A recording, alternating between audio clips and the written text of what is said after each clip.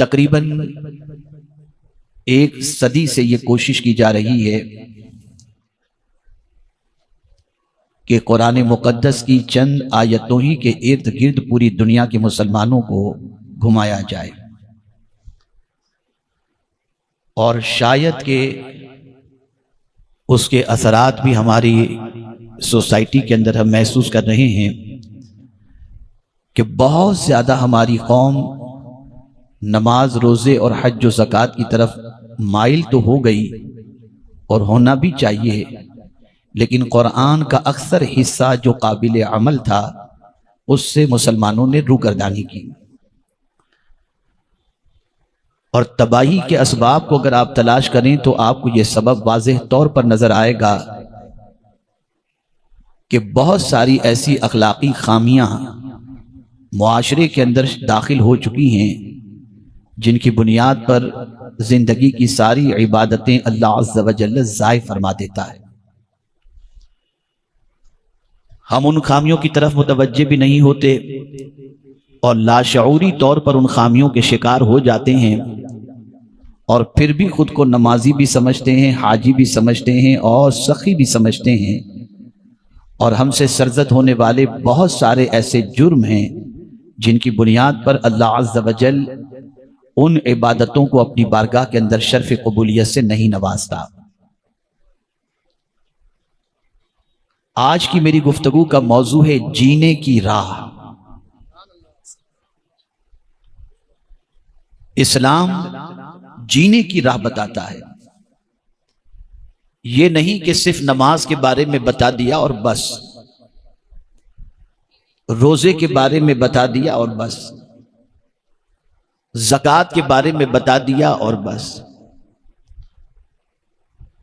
इस्लाम ये भी बताता है कि जियो कैसे और मरो कैसे।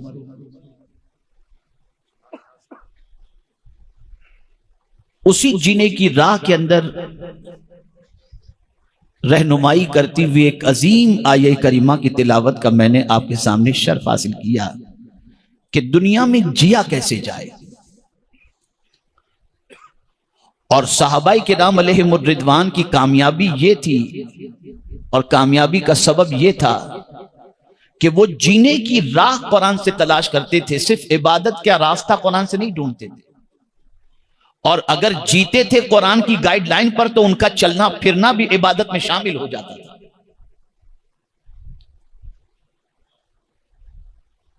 मेरे प्यारे आका सल्लल्लाहु ताला अलैहि वसल्लम के प्यारे दीवानों, अल्लाह अज़्ज़ा व जल्ल का निजाम है कि उसने किसी को अमीर बनाया, किसी को गरीब बनाया, किसी को गोरा बनाया, किसी को काला बनाया, किसी को सेठ बनाया तो किसी को मजदूर बनाया, किसी को मालिक बनाया तो किसी को नौकर बनाया,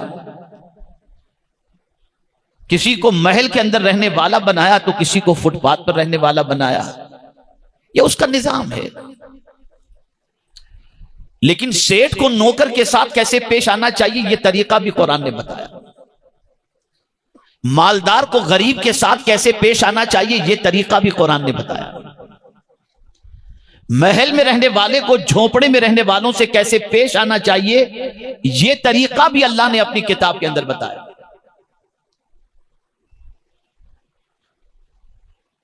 आज मुआशरे की सिचुएशन इतनी खराब हो चुकी है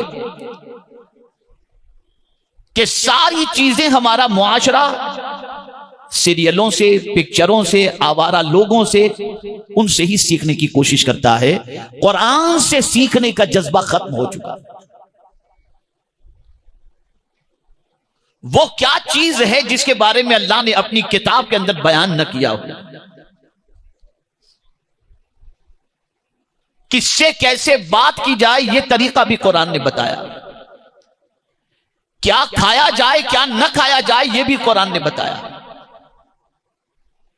और खुद पैगंबर रहमत सल्लल्लाहु ताला अलैहि वसल्लम ने अपने किरदार और अमल के जरिए भी बता दिया कि कुरान पर अमल कैसे किया जाता है और कैसे किया जाना चाहिए। अब आज सिर्फ एक आयत को समझना नहीं है, तवज्जो चाहूंगा, सिर्फ समझना नहीं है, सिर्फ सुनना नहीं है, बल्कि आज से इस आयत पर अमल की प्रैक्टिस करना है। अगर इस प्रैक्टिस के अंदर आप सक्सेस हो गए तो फिर दुनिया की कोई ताकत गिरा नहीं सकती।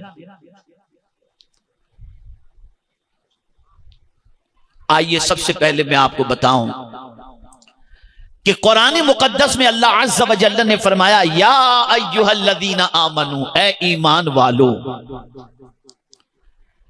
ला यस्खर कौमुम मिन कौमिन, ए ईमान वालो, न मर्द मर्दों से हंसे यानी मजाक उड़ाए।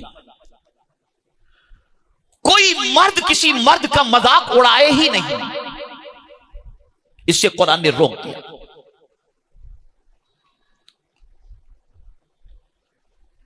और ज्यादातर मजाक वो उड़ाता है जो खुद को कुछ समझता है और सामने वाले को कुछ नहीं समझता। कभी आप नहीं देखेंगे कि जो बहुत कुछ समझा जाता हो उसका दुनिया उसके सामने मजाक उड़ाए, लेकिन हमेशा आप देखेंगे कि इंसान मजाक कमजोर का उड़ाता है। और मुझे यहां पर मेरे एक साथी का वाकया याद आता है, मैं उसके हवाले से बताऊं। सफर हज में वो मेरे साथ थे, हाफिज जाहिर शाह, नाबीना थे, नाबीना है वो, मुझे नहीं मालूम अब वो साथी बकायदे हयात है या नहीं, मुबल्लिग थे तहरीक के। उनके वालिद, उनकी वालिदा और उनकी बहन, ये तीनों सफर हज में हमारे साथ थे।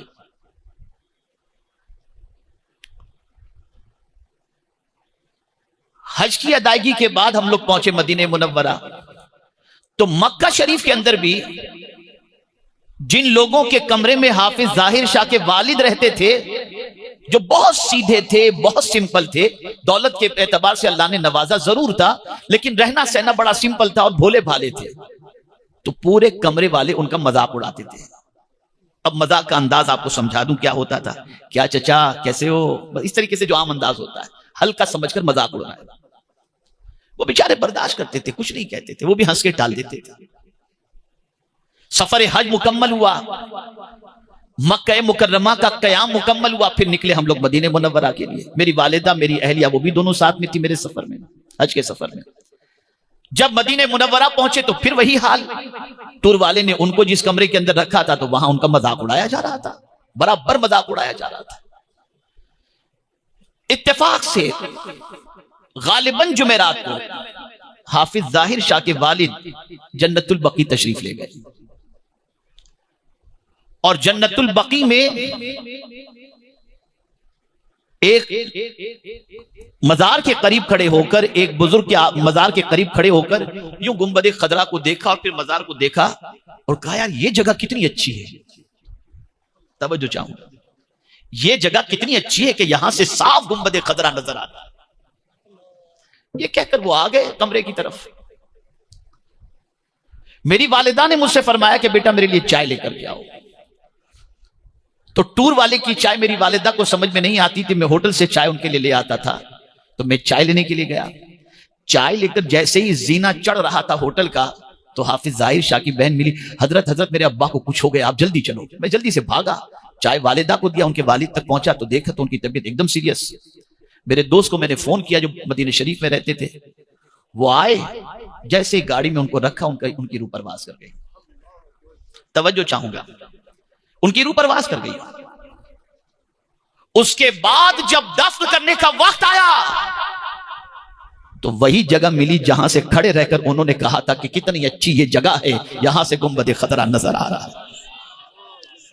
और फिर उसके बाद मैंने मजाक उड़ाने वालों को अगर ये कहूं तो गलत ना होगा कि खून के आंसू रो रहे थे कि हमने किसका मजाक उड़ाया जिसको हुजूर ने कबूल फरमा लिया।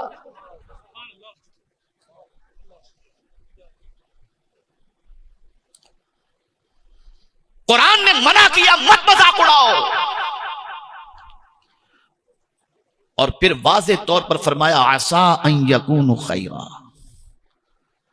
हो सकता है जिसका तुम मजाक उड़ा रहे हो अल्लाह के नजदीक उसका मकाम तुमसे बहुत बेहतर हो। यह है कुरान की तालीम। अगर मालदार हो तो गरीब का मजाक मत उड़ाओ, साहिब इल्म हो तो जाहिल का मजाक मत उड़ाओ, ताकतवर हो तो कमजोर का मजाक मत उड़ाओ, महलों में रहते हो तो झोपड़पट्टी में रहने वालों का मजाक मत उड़ाओ। इसीलिए हुजूर सल्लल्लाहु अलैहि वसल्लम ने फरमाया, बहुत से ऐसे लोग जिनके लिबास गर्द आलूद और चेहरा मिट्टी आलूद होता है, अगर वो कोई कसम खा ले तो अल्लाह उनकी कसम को पूरी फरमा देता है। हकीर किसी को मत समझो, हकीर किसी को मत समझो, इसलिए कि आपको मुझे किसी को नहीं मालूम कि हम जिसका मजाक उड़ाते हैं उसका मकाम अल्लाह के नजदीक क्या है। हम नहीं जानते उसका मकाम क्या है। और इस पर अल्लाह वालों की नजर इतनी गहरी थी, सहाबा का इस पर इतना अमल था कि मैं आपको क्या बताऊं। और औलिया किराम अलैहिमुर रिदवान का भी इस पर बड़ा जबरदस्त अमल था। मैं किसी मामूली शख्स की बात नहीं करता आपके सामने, मैं उस जात की बात करने जा रहा हूं जो गिरोहे गिरोहे औलिया के सरदार कहलाते थे। सय्यदुत ताइफा हजरत जुनैद बगदादी रदी अल्लाह तआला अन्हु। यह किसी ऑर्डिनरी शख्स का नाम नहीं है, यह अल्लाह के बहुत अजीम बरगुजीदा बंदे का नाम है। एक रोज हजरत जुनैद बगदादी रदी अल्लाह तआला अन्हु को लोगों ने देखा कि एक कुत्ते को रोटी खिला रहे हैं, खाना खिला रहे हैं। जुनैद बगदादी रदी अल्लाह तआला अन्हु को देखा कुत्ते को खाना खिला रहे हैं। लोग खिलाते हैं कुत्ते को खाना, आज भी खिलाया जाता है, लेकिन कमाल की बात तो यह है कि वो सिर्फ खाना नहीं खिला रहे थे कुत्ते को खिला भी रहे थे और रो भी रहे थे, और इस तरह से बिलक बिलक करके रो रहे थे कि किसी की हिम्मत नहीं हुई कि रोने की वजह पूछ सके, कोई पूछ सके।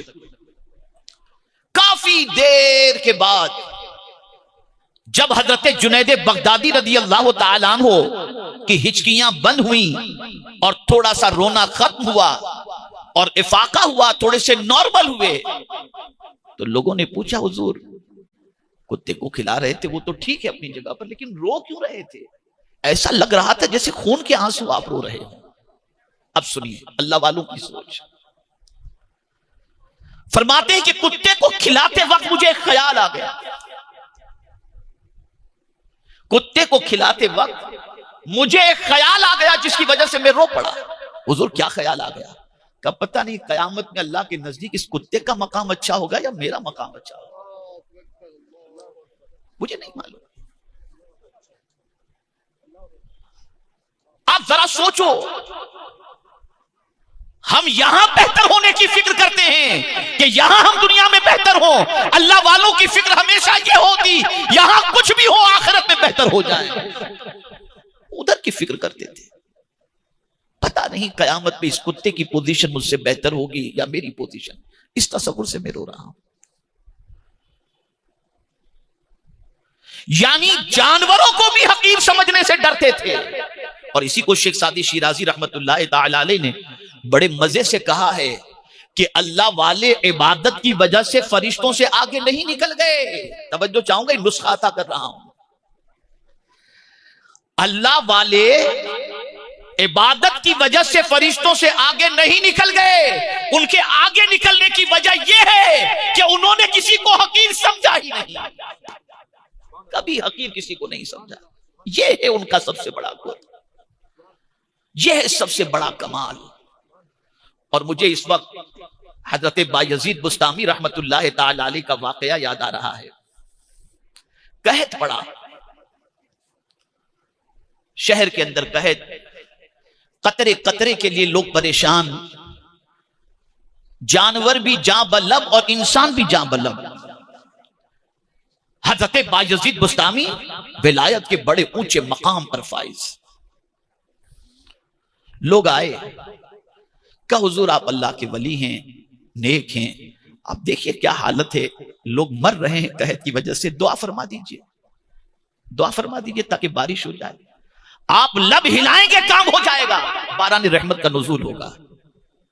तो बायजीद बुस्तामी अलैहिर्रहमा ने दुआ की गुजारिश करने वाले से फरमाया, ये बता बारिश रुकती कब है, कहत पड़ता कब है?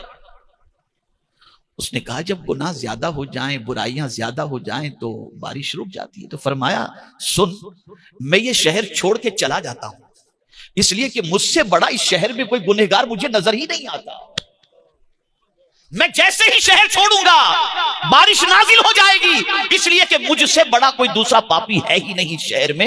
ये कहते हुए शहर से निकल गए शहर से। इधर शहर से निकले, बारिश शुरू हो गई।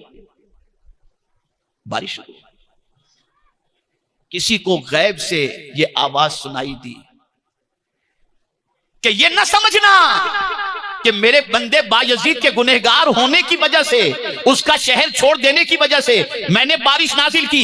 अरे बारिश के नुज़ूल की वजह यह है कि मेरे बायजीद ने इतनी इबादत के बावजूद खुद को गुनहगार समझा, इसकी आजिज़ी मुझे इतनी पसंद आई कि मैंने बारिश को नाजिल फरमा दिया। ये है मसला। सबसे